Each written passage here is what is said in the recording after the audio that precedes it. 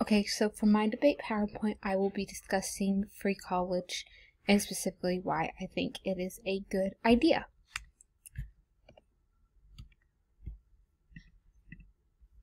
Okay, so my first point is that college actually once upon a time used to be free. Up until the late 1960s, college used to be free and or available at a low cost, so that middle class and lower class families could theoretically afford to go to college. But that did change in the 1960s. And the reason for this change is that the programs that were in place that provided this low cost or free education favored white students. So minorities and other people like that started to protest these programs and started asking for inclusion. So states, specifically California was the first one to do this. They rescinded the free tuition and implemented a tuition so that because since minorities were asking for free tuition, you now had to pay, which favored white students. And yeah, Governor Ronald Reagan, actually our future president at the time, was the one who did this.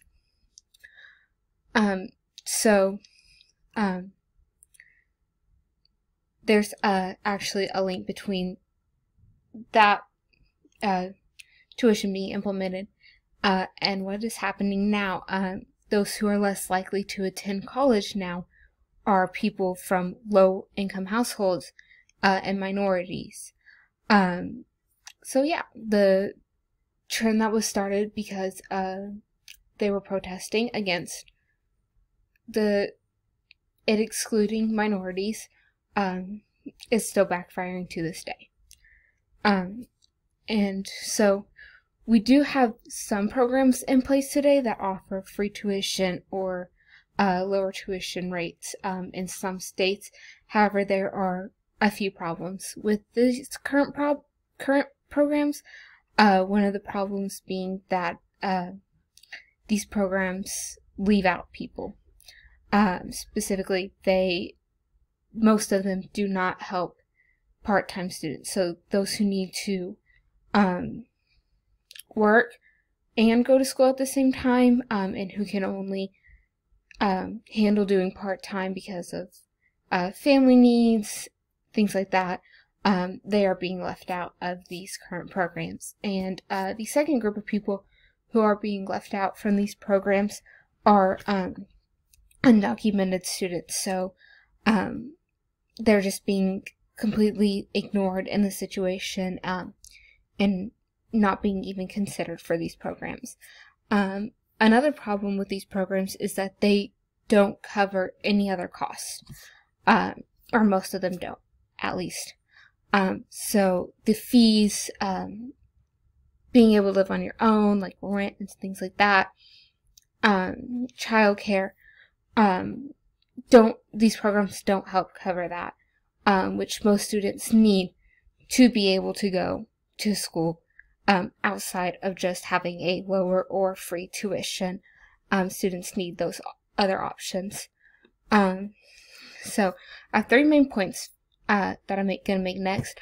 One is that college should be free because it stimulates the economy, it widens the workforce, and it improves society. So free tuition is critical for our economy. This is because those jobs that have a real shot of outlasting COVID restrictions and things like that, and the recession that is going to come following COVID-19, those jobs, healthcare and other industries such as that, they require degrees, 4-year, 2-year, or even just like a certificate from a post-graduation school that cost money. Okay, my next point is that there is a wage inequality between high, middle, and low income people, and this equality is created primarily by education, and those who are in higher and middle class families are able to attend colleges at a higher rate, and they're able to do that, while lower income families are not. It's like a stepping stone. Lower incomes are least likely to go, middle class next, and then high income are more likely to go than any other. My next point is that free tuition helps widen the workforce. It helps make the workforce bigger. This is because the current workforce that is being set in place requires skilled laborers. So manufacturing jobs need skilled laborers to work the assembly line, the machines on them, and things like that. Those are the workers who are needed currently. And these skills are only being taught in institutions like colleges and things like that that cost money. So making that free helps those students go, which helps widen our workforce, which helps our economy. And then my third point is that it helps society in general. Higher educated people tend to be better equipped to solve problems that come, whether it's socially, economically, or politically. They're just better equipped to know how to solve those problems as they arise. And then also people with a higher education, like I just said, are more likely to participate in politics and know what's happening and be able to make better informed decisions on what they're asking our politicians to do, what's happening in politics. They can stay informed better than lower income or lower educated people are. And so there's three plans that are currently being discussed. The first plan is First Dollar, which covers tuition outright, and then any other money that is provided to students from Pell Grants, scholarships, things like that would go back to that student to help with living costs, childcare, things like that, transportation to and from college. It helps with that. So this plan increases tuition at a rate of 26%, and it would benefit our middle income students the most, because lower income students already have most of their tuition covered, and then higher income students don't really need these programs. Then the next plan being discussed is Last Dollar. It increases enrollment by 10%, and what this program does is it comes in and it covers whatever is remaining of tuition. So it does not offer help with like childcare, living costs, things like that First Dollar would by allowing Pell Grants to still be in place. And then the last plan being discussed is need-based plan.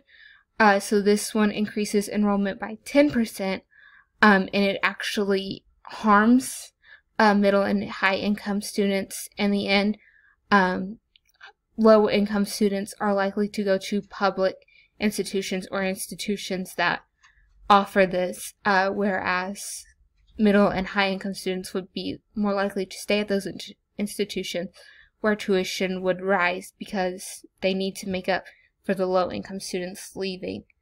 And so who qualifies for free tuition?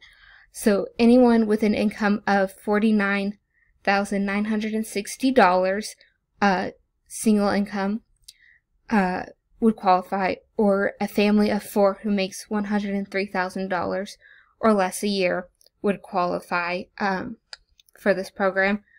And this program helps 68% Black, 80% Latino, and 62% more white students than current programs.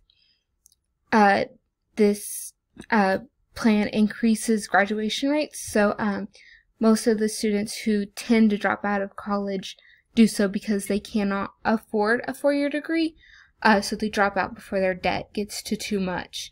And then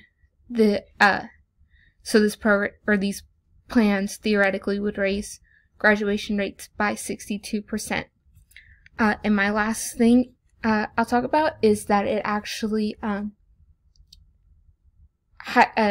college graduated students pay more in taxes over their lifetime than people with a high school degree or lower. So yeah, thank you.